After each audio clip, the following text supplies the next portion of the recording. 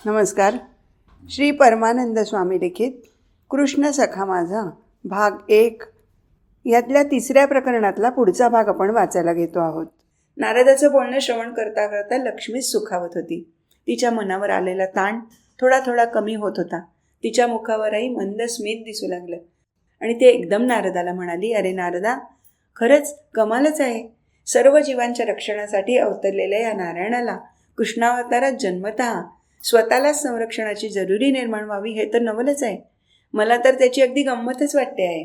पण ते असो, कृष्ण जन्माच्या वेळेच्या परिस्थितीचं गांभीर्य काही अजून जराही कमी झालेलं नाही. त्यामुळे वसुदेव आणि देवकी यांना परमेश्वराच्या आळवणीने मनोबल प्राप्त झालं हे योग्य आणि चांगलंही आहे. परंतु त्यांना निश्चित काय मार्ग सापडला, काय घडलं आणि कृष्णाचं कंसापासून रक्षण कसं झालं हे सविस्तरपणे ऐकायला मी आतुर आहे. कारण तेच खरं अत्यंत महत्त्वाचं आहे. हे नारदा, मला तर अगदी पूर्ण खात्रीच वाटते की त्या कृष्णाकडूनच काहीतरी चमत्कार निश्चितच घडला असणार. त्याचवेळी दैवी सामर्थ्य असं काही प्रगटलं असणार की बाह्य परिस्थितीची सर्व प्रतिकूलता नाहीशीच झाली असणार.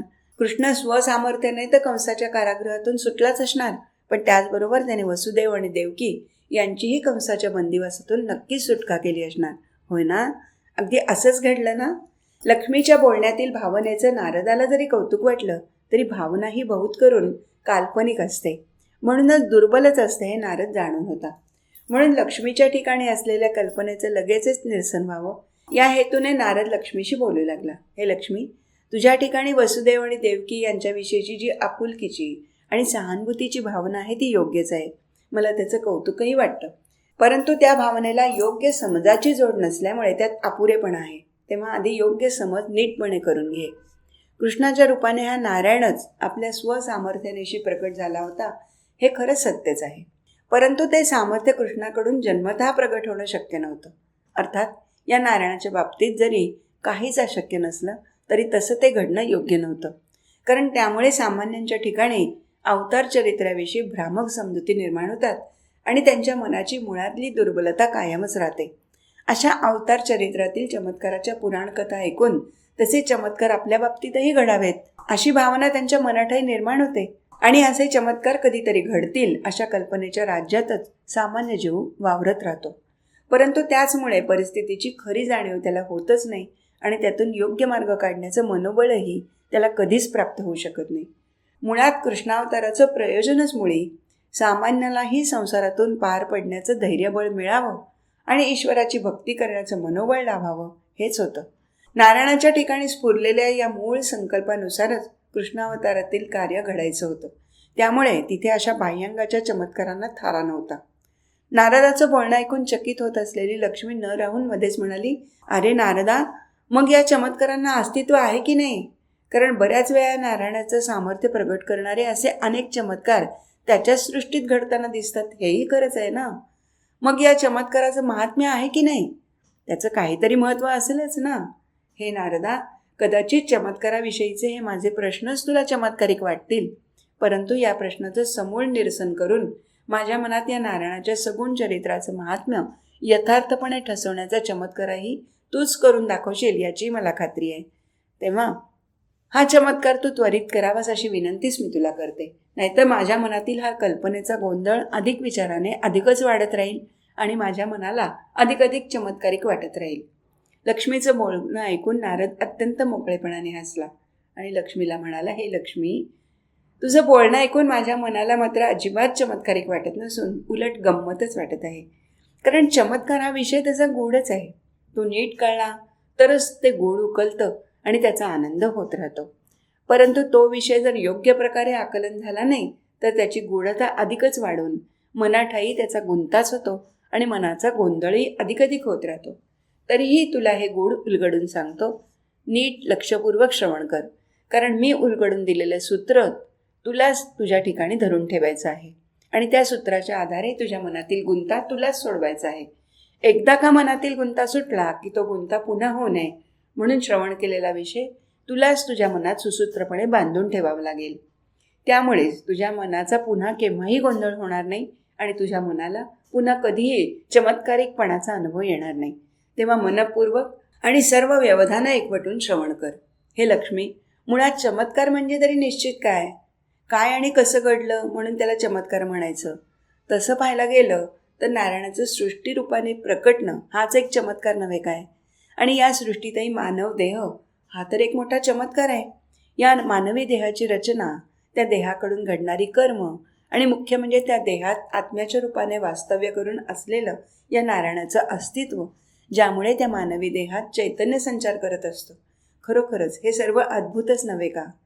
आणि त्याहूनही अद्भुत म्हणजे आत्म्याचा अंश असूनही स्वतःला विसरलेले आणि देहालाच मी म्हणून समजणारे असं मन हे तत्व होय. हे मन जेव्हा देहाला चिकटून राहतं तेव्हा देहाकडून घडणाऱ्या कर्माच्या फळांचा काल्पनिक अनुभव घेऊन सुखी अथवा दुःखी होतं. जेव्हा त्या मनात सुख मिळाल्याची कल्पना निर्माण होते तेव्हाही त्या सुखातील अपुरेपणाच्या आणि अशाश्वतेच्या जाणीवेने ते मन दुःखीच होतं. आणि जेव्हा ते मन दुःखाच्या कल्पनेचा अनुभव घेतं तेव्हा निराशेच्या आणि उद्विग्नतेच्या भावनेने ग्रस्त होऊन अधिकच दुःखाच्या गर्तेत जातं. तेव्हा हे लक्ष्मी, खरोखरच हे मन अत्यंत चमत्कारिक आहे आणि मनच खरा चमत्कार करू शकतं हेही खरंच आहे. कारण एकदा का या मनाला जाग येऊन आपल्या मूळ आत्मस्वरूपाची जाण आली आणि त्याविषयी प्रेम निर्माण झालं की तेच मन देहाचा संग सोडून देतं आणि आपल्याच मूळ स्वरूपाकडे वळतं. त्याचंच आकर्षण आणि प्रेम मनाठाई निर्माण होतं. त्याचाच ध्यास मनाला जडतो आणि मन आणि आत्मा यांचा खेळच सुरू होतो. खेळता खेळता मन अधिकाधिक आत्मप्रेमाने रंगू लागतं आणि त्या मनाचा आत्म्याशी हळूहळू मेळ जमू लागतो आणि एका क्षणी त्या मनाचं आत्म्याशी मिलनच होऊन राहतं. त्या प्रेमाच्या मनोमिलनातच मन हळुवारपणे विरघळत राहतं आणि आत्म्याशी सहजपणे ऐक्य पाहून स्वानंदाच्या अनुभवात नित्य रममाण होऊन राहतं.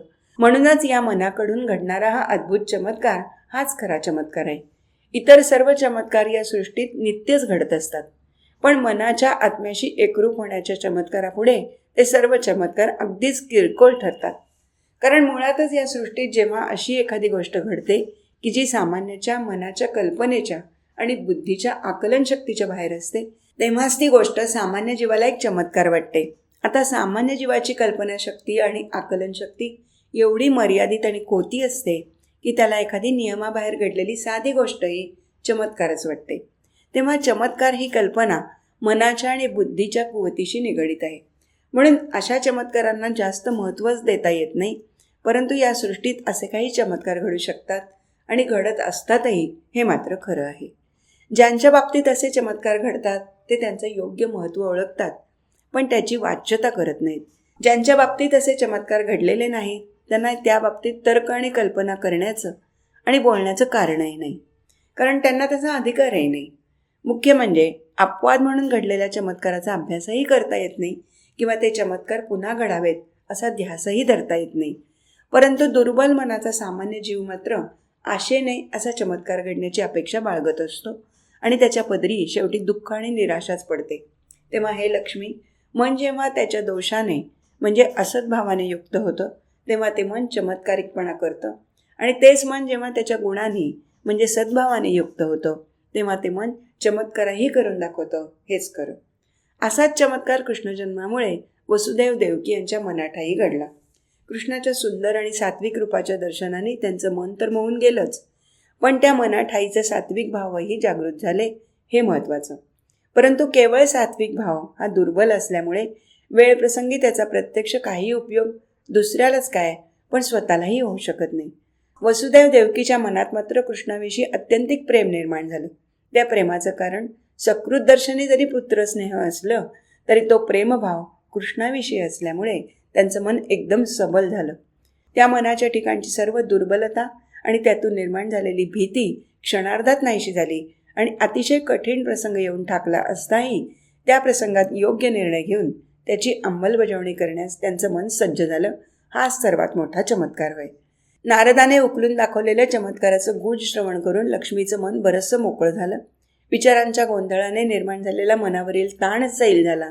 तिला हलकं हलकं वाटू लागलं. त्याच मोकळेपणाने ती नारदाला उद्देशून बोलू लागली.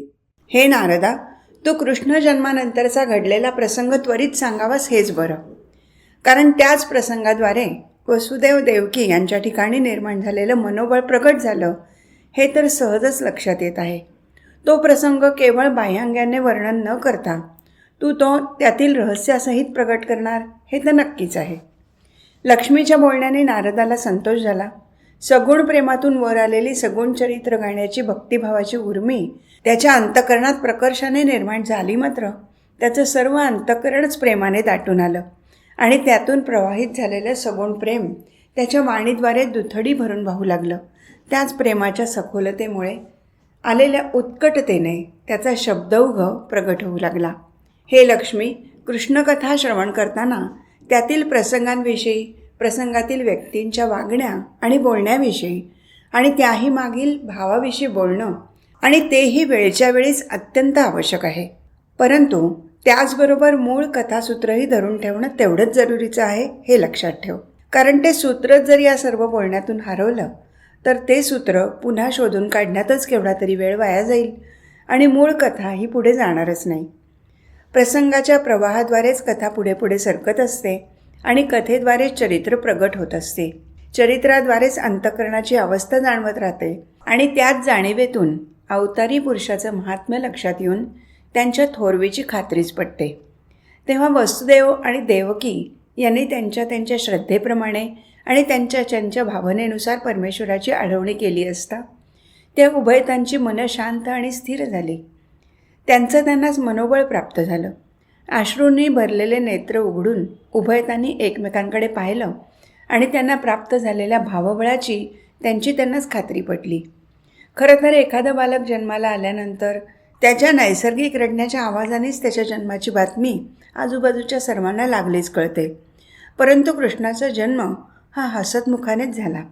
सर्वांना सुख, शांती, समाधान प्राप्त करून देण्यासाठीच त्याचं पुढील सर्व चरित्र घडणार होतं. हेच जणू या प्रसंगातून सूचित होत होतं आणि तसंच पुढं घडलं, हाही इतिहास आहेच. कृष्णाची बंदीशाळेतून मुक्तता.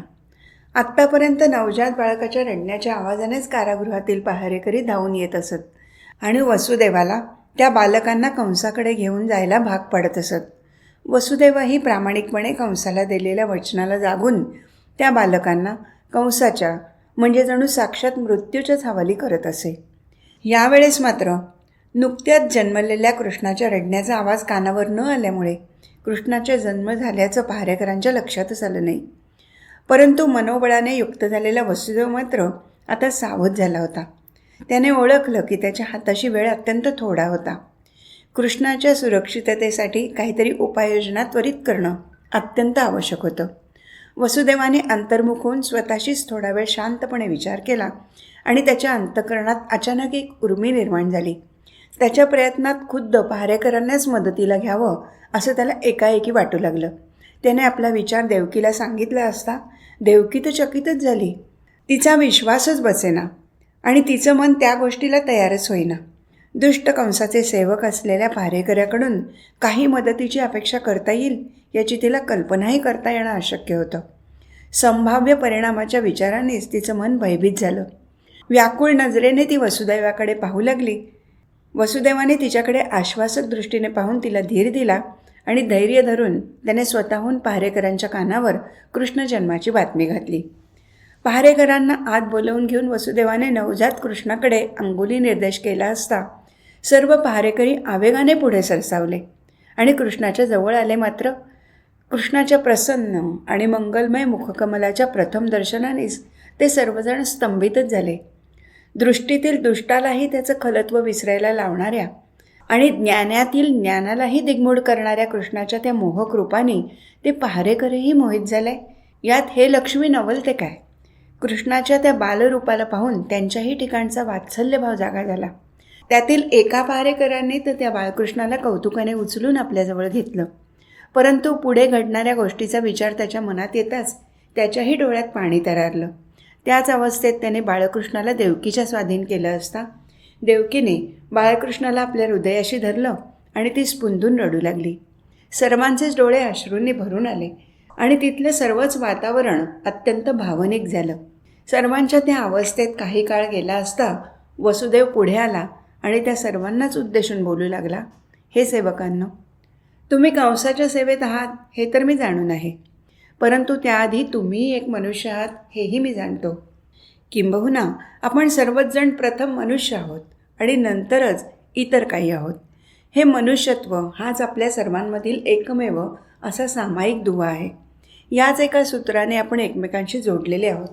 आधी आपण मानव म्हणून जन्माला आलो आणि त्यानंतर इतर अनेक नाती आणि संबंध निर्माण झाले. या नातेसंबंधांमुळे निर्माण होणारं माया, मोह, द्वेष, मत्सरादी विकार, हे दोष आणि त्यातून निर्माण होणारी भीती यांनी आपण सदैव ग्रस्त असतो हे खरंच आहे. पण त्याचबरोबर मनुष्य जन्मामुळे प्राप्त झालेल्या मानवता, भावनिकता, कणव, परोपकारी वृत्ती या गुणांचं वरदानही आपल्याला लाभलं हेही सत्यच आहे. याच आपल्या मानवी गुणांना एकवटून त्याचं बळ घेण्याची वेळ आता खरोखर आली आहे. या लहान अर्भकाला बघून जी मनाची भावना आणि अवस्था माझी आणि देवकीची झाली तीच तुमचीही झालेली आहे हे मला स्पष्टपणे दिसत आहे.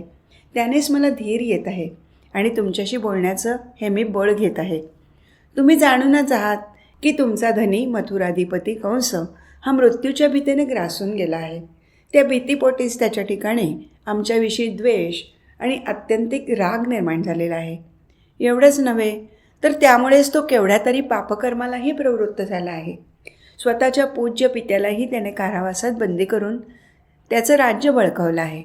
आमच्या आत्तापर्यंत जन्मलेल्या 7 अपत्यांची जन्मतःच हत्या करून त्यांनी केलेलं महापापकर्म हे तर मानवजातीला काळिमा फासणारच आहे. पशुही जेवढ्या खालच्या थराला जाणार नाहीत एवढ्या अधोगतीला हा कंस गेलेला आहे. त्याच्या पापकर्माची फळं ईश्वरी नियतीनुसार त्याला तर भोगावी लागणारच आहेत. पण आपलीही त्यातून सुटका नाही हे लक्षात घ्या, कारण आपणही कळत नकळतपणे त्याच्या या दुष्कर्माला सहाय्यभूत झालेलो आहोतच याचंही स्मरण आपल्याला असू द्या. जशी कर्म तशी फळं हा ईश्वरी नियतीचा नियम सर्वांनाच लागू आहे. कोणालाही तो चुकलेला नाही. तेव्हा आपण वेळीच सावध होऊन या पापकर्मापासून आपल्याला तरी दूर करूया. कंसाला परावृत्त करणं तर आपल्याला शक्यच होणार नाही, परंतु आपलं त्याच्या पापकर्माला सहाय्यभूत होण्याचं थांबवणं आपल्याला शक्य करता आलंच पाहिजे. आणि आपण तसं ठरवलं तर आपल्याला तसं निश्चितच करता येईल याची मला पूर्ण खात्री आहे. आपला तसा दृढ निश्चय मात्र झाला पाहिजे. या निश्चयानेच आपल्या ठिकाणचा सद्भाव एकवटेल आणि आपल्या मनाला धैर्यबळ प्राप्त होईल. या भावबळानेच आपल्या ठाईच्या असद्भावाचं आपल्याला समूळ उच्चाटन करता येईल आणि आपल्याकडून काहीतरी सत्कृत्य घडेल. त्यानेच आपल्याकडून घडलेल्या पापकर्माचं थोड्या प्रमाणात का होईना पण काहीतरी क्षालन घडेल आणि मन थोडंसं स्वच्छ होईल. मनाच्या शुद्धतेशिवाय मनाला स्वस्थता लाभणं केव्हाही शक्य नाही. हा अनुभव माझ्याप्रमाणेच तुम्हालाही असणार याची मला अगदी खात्री आहे. कारण आपल्याकडून घडलेल्या दुष्कर्माची सल आपल्या मनाला सदैव टोचत असते आणि मनाला अस्वस्थ करत असते. त्यामुळे आपण बाहेरून कितीही शांत आणि समाधानी दिसलो तरी मनातून नेहमी अशांत आणि असमाधानीच असतो हे आपल्याला ठाऊक असतं, कारण त्या अवस्थेचा अनुभव आपणच घेत असतो. इतरांना हे कळणं अशक्य असलं तरी समदुःखीच एकमेकांचं दुःख समजू शकतात आणि परस्परांच्या भावनेशी समरस होऊ शकतात हे खरं आहे. तेव्हा आमच्या या नवजात बालकाला कंसाच्याद्वारे मृत्यूच्याच हवाली करण्यातील आमचं दुःख तुम्हीही निश्चितच समजू शकाल याची मला खात्री वाटते. परंतु आता या बालकाला कंसाच्या तावडीतून सोडवून वाचवणं हे कोणत्याही परिस्थितीत अत्यंत आवश्यक आहे. त्यासाठीच माझ्या प्रयत्नात मला तुम्ही सर्वतोपरी सहाय्य करावं अशी मी माझ्या वतीने, माझी पत्नी देवकी हिच्या वतीने आणि सर्वात महत्त्वाचं म्हणजे या अर्भकाच्या वतीने तुम्हाला हात जोडून प्रार्थना करत आहे. हे लक्ष्मी, वसुदेवाच्या या प्रभावी बोलण्याचा योग्य प्रभाव त्या पहारेकऱ्यांवर होत होता हे त्यांच्या मुखावरील बदललेल्या भावामुळे सहजपणे दिसत होतं. त्यांच्यातील मूलभूत मानवतेला आणि तदनुषंगिक सात्विक भावाला साथ घालणारे वसुदेवाचं वक्तव्य अपेक्षित परिणाम साधत आहे हे त्यांच्याकडे पाहिल्यावर लगेचच लक्षात येत होतं. ते सर्व पहारेकरी एकमेकांकडे पुन्हा पुन्हा पाहत होते. एकदा वसुदेवाकडे पाहत व पुन्हा एकमेकांकडे पाहत, परंतु कोणीच एक शब्दही उच्चारत नव्हते. सर्वांच्याच नजरेत वसुदेवाविषयीचा आदरभाव साठून राहिलेला मात्र पूर्णपणे दिसत होता. शेवटी त्यांच्यातील एका वयस्कर अशा मुख्य पहारेकरांनी या शांततेचा भंग केला आणि सर्वांच्या दृष्टीतून लाभलेल्या मूकसंमतीने तो वसुदेवाला उद्देशून बोलू लागला. अहो वसुदेव महाराज, तुमचं बोलणं आणि त्यातील शब्द अगदी खरं आहे. तुमच्या मनातील अवस्थेचं वर्णन करतानाच तुम्ही आमच्या सर्वांच्याच मनातील अवस्थेला प्रगट केलेलं आहे. आमच्याही मनातील कंसाच्या भीतीने एवढा प्रदीर्घ काळ दबून राहिलेल्या भावनांना तुम्हीच आज मोकळं केलं आहे. त्यामुळे आमच्या मनावरील दबाव काही प्रमाणात तरी नक्कीच कमी झालेला आहे. केवळ आमचं आणि आमच्या कुटुंबियाचं पोट भरण्यासाठी उपजीविकेचं साधन म्हणून या कंसाची आम्ही नाईलाजाने चाकरी करत आहोत. केवळ तो आमचा धनी आणि आम्ही त्याचे सेवक या नात्याने वर्षानुवर्ष त्याचंच अन्न खाऊन आम्ही त्याचे जणू मिंधेच झालो होतो. परंतु आज मात्र तुमचं बोलणं ऐकून आम्हाला अगदी शर्मिंद वाटत आहे. कंसाच्या भयाने आम्ही आमचं स्वत्वच गमावून बसलो होतो. परंतु तुमच्या या बोलण्याने आमचं स्वत्व आणि सात्विक भाव पुन्हा जागे होत आहेत. आत्तापर्यंत कळत नकळत घडलेल्या पापकर्माचं वेळीच प्रायश्चित्त घेण्याची जी संधी प्राप्त झालेली आहे ती कोणत्याही परिस्थितीत साधणं अत्यंत आवश्यक आहे. कारण एकदा का आमचे पापाचे घडे पूर्णपणे भरले की आम्हाला या भूतलावर कोणीच वाचवू शकणार नाही याची आम्हाला जाणीव आहे. आपण सांगाल त्याप्रमाणे आपल्याला सर्वतोपरी सहाय्य करण्याचं बळ आम्हाला निश्चितपणे घेता येईल. परंतु आमच्या मनोवृत्तीत झालेला हा बदल केवळ तुमच्या सांगण्यामुळे झाला नसून त्याचं खरं आणि मूळ कारण हा नवजात बालकच आहे. त्याचं रमणीय आणि मनोहारी मुख आणि त्याचं प्रेमळ आणि निर्मळ हास्य यांनी तर आमचं मन पूर्णपणे मोहून गेलंच, पण आमच्या मनाची वृत्तीच पालटून गेली आणि ते मन सत्प्रवृत्तीकडे वळलं. हे अत्यंत महत्त्वाचं आहे. त्याचं सर्व श्रेय या सुंदर बालकालाच आहे. तेव्हा काहीही झालं तरी आणि काहीही करून या निरागस आणि मनमोहक बालकाला कंसाच्या स्वाधीन न करता त्याचे प्राण वाचवलेच पाहिजेत. हेच आपणा सर्वांचं प्रथम कर्तव्य कर्म आहे. हाच आपल्या प्राप्त परिस्थितीत स्वधर्म आहे असा आमचा विश्वास आहे. मग त्या कर्तव्य पालनासाठी भले आम्हाला आमचे प्राणही द्यावे लागले तरी बेहत्तर. ते आम्ही आमचं भाग्यच समजू. तो आम्हाला आमचा गौरवच वाटेल. कारण आमच्यासारख्या क्षुद्र जीवांपेक्षा या बालकाचे प्राण कितीतरी पटीने मूल्यवान आहेत. तेव्हा हे वसुदेव महाराज, आपण या बालकाच्या सुटकेची योजना त्वरित आखून ती ताबडतोब कार्यान्वित करावी. कारण फारच थोडा वेळ आपल्या हाताशी आहे. या बालकाच्या जन्माची बातमी अजूनही पसरलेली नाही. तोपर्यंतच आपण कुशलतेने आणि चपळतेने कार्यवाही करणं अतिशय आवश्यक आहे. त्या भारेकऱ्याचे सद्भावाचं आणि निश्चयात्मक बोलणं ऐकून वसुदेवाला परमसंतोष झाला आणि त्याचा उत्साह अधिकच वाढला. त्यांनी बोलायला सुरुवात केली. हे मित्रांनो, खरोखरीच तुमचं कौतुक आहे. तुम्हाला मित्र म्हणून संबोधण्यात मला अत्यंत आनंदच होत आहे. कारण आपत्काळी जे आपल्याला सहाय्यकारी होतात, आपल्या मदतीला धावून येतात आणि त्यासाठी लौकिक लज्जा, भीड आणि भीती यांचीच काय, पण स्वतःच्या प्राणाचीही पर्वा करत नाहीत, तेच खरे मित्र होत. या आमच्या मुलाला गोकुळात नंदाच्याच घरी ठेवणं सर्वाधिक सुरक्षित ठरणार आहे. सर्वात मुख्य म्हणजे त्या गोकुळचा राजा नंद हा माझा अत्यंत जवळचा आणि जीवाला अगदी जीव देणारा असा मित्र आहे. आमच्या मैत्रीसाठी तो कुठलीही जोखीम पत्करेल आणि ती यशस्वीरित्या पार पडेल याची मला पूर्ण खात्री आहे. आणखीन एक महत्त्वाची गोष्ट म्हणजे कंसाच्या बंदिवासात पडण्यापूर्वीच मला माझ्या प्रथम पत्नी रोहिणीपासून झालेला मुलगा बलराम हाही नंदाच्याच घरी वाढत आहे. आता या बालकाला येथून गोकुळात कसं न्यावं हाच मोठा कठीण प्रश्न आहे. त्याचीही योजना माझ्या मनात थोडी थोडी तयार होत आहे आणि त्यासाठी मला तुमच्या मदतीची अत्यंत जरूर आहे. कारण तुमच्या मदतीशिवाय मी काहीच करू शकणार नाही हे सत्य आहे. माझ्या मनोदेवतेचा तसाच कौल मला मिळत आहे. तेव्हा आत्ताच्या आत्ता मी या बालकाला गोकुळात नेऊन पोचवतो आणि ताबडतोब परत येतो. तेवढा वेळ या कारागृहाच्या बंधनातून तुम्ही मला सोडवावं अशी तुम्हाला मी विनंती करतो. काही झालं तरी आणि कोणत्याही परिस्थितीत मी पुन्हा परत येईन असं मी तुम्हाला ईश्वर साक्षीने वचन देतो. एवढंच नव्हे तर तशी शपथ मी या बालकाच्या मस्तकावर हात ठेवून घेतो, म्हणजे तुमची निश्चितपणे खात्री पटेल. कारण मला माहीत आहे की तुम्हीसुद्धा मोठी जोखीम घेत आहात आणि ही जोखीम इथे तर तुमच्या प्राणांचीच आहे. तेव्हा तुमची अडचण मी समजू शकतो, परंतु माझा भरवसा धरा अशी मी तुम्हाला पुन्हा एकदा विनवणीच करतो. वसुदेवाचं मनोबळ अधिकच वाढलं. त्याने दोन्ही हात जोडून परमेश्वराची प्रार्थना केली. हे जगन्नियंत्या परमेश्वरा, आम्ही तुझी अज्ञानी पण लढीवाळ बाळं आहोत. तुझ्याच कृपेने आम्हाला आमच्या दुःखातून बाहेर पडण्याचा मार्ग दिसत आहे आणि तुझ्याच कृपेने आमचं सर्व दुःख नाहीसं होईल असा आमचा विश्वास आहे.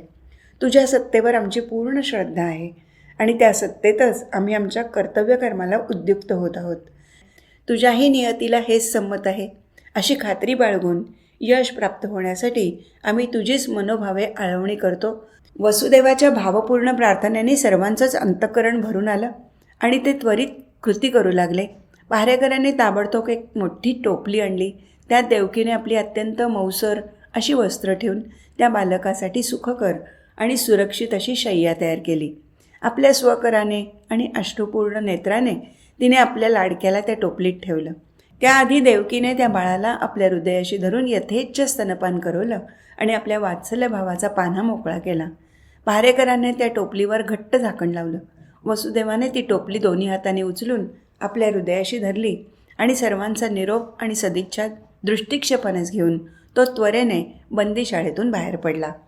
अंधकाराने आणि कोसळणाऱ्या जलधारांनी पूर्णपणे ग्रासलेल्या मथुरा नगरीच्या रस्त्यावरून झपाझप पावलं टाकत वसुदेव यमुना नदीच्या काठी लगेच येऊन पोचला देखील. यमुना नदीचं रौद्र रूप पाहून मात्र वसुदेवही थोडासा बावरलाच आणि जागच्या जागी थबकला. पुढे पाऊल टाकायला त्याचं मन धजावेना. स्वतःपेक्षाही बालकाच्या काळजीनंच त्याचं मन धास्तावलं होतं. परंतु वसुदेवाने धीर सोडला नाही. मनोमनी परमेश्वराला सतत आळवीतच तो नदीच्या काठी पार होण्यासाठी योग्य जागा शोधू लागला. अचानक त्याला यमुना नदीच्या पात्रातील अशी जागा दृष्टोपत्तीस आली. इथे पाण्याची खोली कमी जाणवत होती. वसुदेवाने पुन्हा एकदा अंदाज घेऊन मनाची खात्री करून घेतली आणि सर्व धैर्यबळ एकवटून त्याने यमुना नदीच्या जलात प्रवेश केला.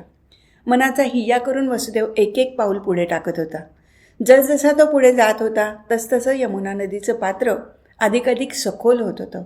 वरून आकाशातून कोसळणाऱ्या जलधारांचा वेग आणि खालून नदीच्या प्रवाहाचा सतत वाढत असलेला वेग यांच्या द्वंद्वात सापडलेल्या वसुदेवाला स्वतःच्या शरीराचा तोल सांभाळणं अधिक कठीण होत होतं. पण तरीही बैलतेलाला जाण्याचा एकमेव ध्यास धरलेला वसुदेव सावकाशपणे आणि ठामपणे पाऊल पुढे टाकतच राहिला. पाण्याची पातळी त्याच्या कमरेच्याही वर जशी जाऊ लागली तसं वसुदेवाने त्याच्या हातातील बालक असलेली टोपली आपल्या शिरावर धरली. पण यमुना नदीचं जल सतत वाढतच होतं. यमुना नदीला जणू उधाणच आलं होतं. तिला कोणताही धरबंदच राहिला नव्हता. पात्राच्या भर मध्यभागी आलेला वसुदेव जागच्या जागीच थबकला. पाणी तर त्याच्या खांद्यापर्यंत आलेलं होतं. पुढे जावं की न जावं या विचाराने त्याचं मन क्षणभर अडकलं. परंतु पुढच्या क्षणाला त्याला त्याच्या शिरावरील टोपलीतील बालकाचं स्मरण झालं आणि त्याच्या ठिकाणचा पुत्रस्नेह उच्चंबळून आला. त्याचा विवेक जागृत झाला. त्या विवेकाने विचार करता करता त्याच्या लक्षात आलं की तो तर नदीच्या पात्राच्या मध्यापर्यंत येऊन पोचलेलाच आहे. आता फक्त अर्धचं अंतर उरलेलं आहे. मग पुढे गेलं काय आणि मागे गेलं काय? अंतर तेवढंच भरून काढावं लागणार आहे. अशा परिस्थितीत धोका पत्करायचाच तर तो पुढे जाण्यासाठी घेणंच अत्यंत योग्य आहे. कारण कुठल्याही परिस्थितीत आपल्या बालकाला घेऊन परत कंसाच्या राज्यात जाणं याच्यापेक्षा दुसरा कोणताही मोठा धोका नाही. अशा विवेकाने प्राप्त झालेल्या मनोबळाने युक्त होऊन वसुदेव धीमेपणाने पण ठामपणाने पुन्हा एक एक पाऊल पुढे टाकत नदीच्या प्रवाहातून पुढे पुढे सरकू लागला. परंतु यमुना नदीच्या पाण्याचा प्रवाह जणू काही हटायलाच तयार नव्हता. तो तर सतत वाढतच होता आणि पाण्याची पातळी थोडी थोडी का होईना पण अधिक उंचावत होती. शेवटी वसुदेवाच्या मस्तकावरही पाणी जाणार की काय अशी भीती वसुदेवाला वाटू लागली. तोच अचानक एक जणू नवलच घडलं. एवढा वेळ स्वस्थपणे निद्राधीन झालेल्या त्या बालकाची टोपलीमध्ये चुळबुळ सुरू झाली आणि ते तिथल्या तिथेच थोडी थोडी हालचाल करू लागलं. हालचाल करता करता त्याचा एक पाय टोपलीच्या बाहेर आला. वाढणाऱ्या पाण्याचा स्पर्श त्या पायाला झाला. मात्र पाण्याची पातळी अनपेक्षितपणे ओसरू लागली आणि वसुदेवाला पुढे पुढे जाणं अधिक सुलभ होऊ लागलं. नदीच्या पाण्यात अचानक झालेल्या या बदलाने वसुदेवही चकित झाला. त्यालाही विस्मयच वाटला. परंतु त्यासंबंधी अधिक विचार करण्याची त्याची मनस्थिती त्यावेळेस नव्हती. त्यामुळे त्याने मनोमनी परमेश्वराचे आभार मानले आणि परमेश्वराची प्रार्थना केली आणि त्वरित यमुनेच्या पैलतीरावर येऊन पोचला. नारदाचा शब्दप्रवाहही थोडासा ओसरल्यासारखा लक्ष्मीला वाटला. पण याच संधीचा तिने उपयोग करून घेतला आणि नारदाला उद्देशून ती बोलू लागली आणि विचारू लागली, हे सगुण कथाप्रेमी नारदा, तुझ्या वक्तव्याच्या प्रवाहाचा वेग तर यमुनेच्या प्रवाहापेक्षाही जास्त असल्याचं मला जाणवत आहे. परंतु तुझ्या शब्दप्रवाहाची सखोलता यमुना नदीच्या प्रवाहापेक्षाही जास्त आहे हेही मी तेवढ्याच निश्चितपणे जाणून आहे. म्हणून मी तुला विचारते की आता जो तू बालकाच्या पदस्पर्शाने यमुना नदीचा प्रवाह ओसरल्याचा प्रसंग सांगितलास त्यात चमत्काराचा भाग किती, भावनेचा भाग किती आणि तथ्याचा भाग किती? कारण तसा प्रसंग घडला हे तर खरंच आहे. त्याचा निव्वळ भावनेने किंवा बुद्धीने विचार करून चालणार नाही हे खरंच आहे, पण त्या प्रसंगात काही थोडीफार तरी तर्कसंगती आहे की नाही? हा प्रसंग केवळ ऐकून त्याच्यावर जास्त विचार न करता तो तसाच सोडून द्यायचा? हे नारदा, तू तसं म्हणत असशील तर त्या प्रसंगाच्या जास्त खोल न जाता तो विसरायला माझ्या मनाची पूर्ण तयारी आहे, कारण आता तेवढं काही माझं मन भावनिक आणि दुर्बल राहिलेलं नाही. पुढील कथाप्रसंग ऐकताना माझं मन निश्चितच कोणत्याही प्रकारचा अडथळा निर्माण करणार नाही, परंतु त्या प्रसंगाची काही तर्कसंगत आणि सुसंगत अशी मीमांसा तुला सांगता येणं शक्य असेल तर जरूर सांगावी. लक्ष्मीच्या बोलण्याचं आणि विचारण्याचं नारदाला कौतुकच वाटलं आणि ते त्यांनी मान डोलावून आणि स्मितहास्याने व्यक्त केलं. पण त्याने लागलीच बोलायला सुरुवात केली. लक्ष्मीला उद्देशून तो सांगू लागला, हे लक्ष्मी, तुझं विचारणं सुसंगतच आहे, कारण त्यामागील तुझी विचारसरणी सुसंगत आहे. पण तरीही तू घडलेल्या प्रसंगातून कोणत्याही निष्कर्षाप्रत येऊ शकत नाहीस, कारण तुझ्या मनापुढे प्रसंगचित्र स्पष्टपणे येत नाही आहे आणि त्यामुळेच तुझ्या मनाची अवस्था काहीशी गोंधळल्यासारखी झालेली आहे. मुळात चमत्कार म्हणजे काय याचीच व्याख्या निश्चितपणे करता येत नाही. त्यामुळे कोणत्याही घडलेल्या प्रसंगातील प्रत्यक्ष वस्तुस्थिती जरी एकच असली तरी ज्याच्या त्याच्या कल्पनेनुसार आणि समजुतीनुसार त्याच प्रसंगाकडे पाहण्याचा ज्याचा त्याचा दृष्टिकोन वेगवेगळा असतो. कल्पना ही प्रत्येकाच्या मनाच्या भावनेनुसार घडत असते आणि समजूत ही ज्याच्या त्याच्या बुद्धीनुसार होत असते. त्यामुळेच एकाच्या कल्पनेचा किंवा समजुतीचा दुसऱ्याच्या कल्पनेशी किंवा समजुतीशी समन्वय कधीच साधला जात नाही. प्रत्येकजण स्वतःच्याच कल्पनेला आणि समजुतीला धरून राहत असल्यामुळे स्वतःच्याच दृष्टिकोनाला चिकटून राहतो आणि दुसऱ्याच्या कल्पनेचं आणि समजुतीचं वेगळं अस्तित्व मानायला त्याचं मन तयार होत नाही. अशा तऱ्हेने स्वतःच्याच कल्पनेत मशगूल असलेला आणि स्वतःच्या समजुतीच्या अहंकारात अडकलेला प्रत्येकजण घडलेल्या प्रसंगाचा वेगवेगळा अन्वयार्थ लावून बसलेला असतो. हे लक्ष्मी, आता आपण कृष्णचरित्रात घडलेल्या या प्रसंगाकडेच पाहूया ना. बालरूप कृष्णाचा पदस्पर्श झाला आणि यमुना नदीला आलेला महापूर ओसरू लागला असा प्रसंग घडलेला दिसला. एखाद्या भाविकाला तो कृष्णाकडून घडलेला चमत्कार वाटेल आणि त्यातून कृष्णाचं दैवी सामर्थ्यच प्रकट झालं असं जाणून तो हात जोडून नतमस्तक होईल. त्याच्या भावनेचा आदर करूनही असं बुद्धीने म्हणता येईल की कृष्ण हा नारायणाचा अवतार असल्यामुळे त्याच्या ठाई दैवी सामर्थ्य सहजपणे जन्मताच होतं. हे जर सत्य आहे तर मग यमुना नदीचा पूर ओसरण्यासाठी एवढा वेळ लागण्याचं आणि कृष्णाचा पदस्पर्श होण्याची वाट बघावी लागण्याचं काय कारण होतं? आणि मुळात कृष्णाठाई दैवी सामर्थ्य होतं तर कृष्णाच्या आगमनानेच मुसळधार पाऊस कोसळण्याचं थांबायला हवं होतं आणि कृष्ण नदीच्या तीरावर आल्या आल्याच यमुना नदीचा पूर ओसरायला पाहिजे होता. विचार केला तर दोन्ही प्रकारचं म्हणणं हे संयुक्तिक वाटतं, पण त्याची सांगड तर लागत नाही. मग त्यातील कुठलं म्हणणं खरं मानायचं? हे लक्ष्मी, एखाद्याला बुद्धीने असं जाणवेल की कृष्णाच्या पदस्पर्शाने नदीचे जल ओसरलं, यात चमत्कार वगैरे काही नसून ती केवळ एक नैसर्गिक घटना होती. तो निव्वळ एक योगायोगच होता. तर यावर दुसरा कोणीतरी भावनेने असंही म्हणू शकेल की मग तो योगायोग त्याच वेळी का घडला? निश्चितच त्यात काहीतरी ईश्वरी संकेत आणि संकल्प असला पाहिजे. एखाद्या भावनेच्या भरात असंही म्हणू शकेल की साक्षात नारायणाचा अवतार असलेला कृष्णच यमुनेच्या प्रवाहातून पैल पार होत असल्यामुळे यमुना नदीच्याही भावना उच्चंबळून आल्या आणि ती कृष्णाच्या चरणांना स्पर्श करायला अत्यंत आतुर झाली. त्यामुळेच तिचं पाणी वरवर चढत राहिलं आणि कृष्णाचा पदस्पर्श होता क्षणी यमुना नदीला कृतार्थ वाटून तिचं पाणी ओसरू लागलं. पण बुद्धीने या म्हणण्यावर लगेच असा प्रतिवाद केला जाईल की नदी ही जरी तिच्या प्रवाही जलामुळे चैतन्यमय दिसली तरी तिच्या ठाई काही मन हे तत्त्व नाही. त्यामुळे नदीच्या ठिकाणी कोणतीही भावनात्मकता मुळातच संभवत नाही. तेव्हा यमुना नदीकडून अशी भावनात्मक कृती घडण्याचा प्रश्नच उद्भवत नाही. तेव्हा हे लक्ष्मी, पुढे काही नारद बोलणार तोच लक्ष्मीने नारदाला हात जोडले आणि ती म्हणाली, थांब नारदा, तुझं बोलणं इथेच जरा थांबव, कारण कृष्ण आणि यमुना नदी यांच्यात घडलेल्या एका प्रसंगाचे अनेक संभाव्य दृष्टिकोन दाखवता दाखवता तू तुझ्या अस्खलित वाणीने असं काही वेगाने वर्णन करून सांगत आहेस की तुझ्या शब्दप्रवाहाला कशानेही ओसर पडेल असं मला तरी वाटत नाही. मी विचारलेल्या प्रश्नाचा स्पर्श तुझ्या वक्तव्याला झाला तर थोडा वेळ तुझ्या वाणीला ओसर पडल्यासारखा वाटतो, पण ते खरं नसतं, कारण तुझ्या अंतःकरणात या नारायणाचं सगुण प्रेम सततच स्पर्शित होऊन राहत असल्यामुळे त्या अंतःकरणाची अवस्था नेहमीच उचंबळलेली असणार. त्यामुळे तुझ्या वाक्प्रवाहाला नित्याचाच पूर आलेला असतो. कुठल्याही बाह्यांगाने तो ओसरतही नाही आणि वाढतही नाही, हेच तर सत्य आहे. परंतु माझं मन मात्र श्रवण करता करता त्या प्रवाहात केव्हा पूर्ण बुडतं, तर कधी त्या प्रवाहावरती केवळ तरंगत असतं, तर कधी माझ्या मनाला काही कळेनासं होऊन ते निव्वळ गटांगळ्याच खात राहतं आणि त्याला गुदमरल्यासारखं होतं. तेव्हा हे नारदा, माझ्या मनाला पूर्ण मोकळेपणा येण्यासाठी थोडा अवधी आणि संधी मिळणं अत्यंत आवश्यक आहे, कारण तरच ते पुढील श्रवण करण्यासाठी आतुर आणि तत्पर होऊ शकेल. आज इथेच थांबू. हरिओम तत्सत.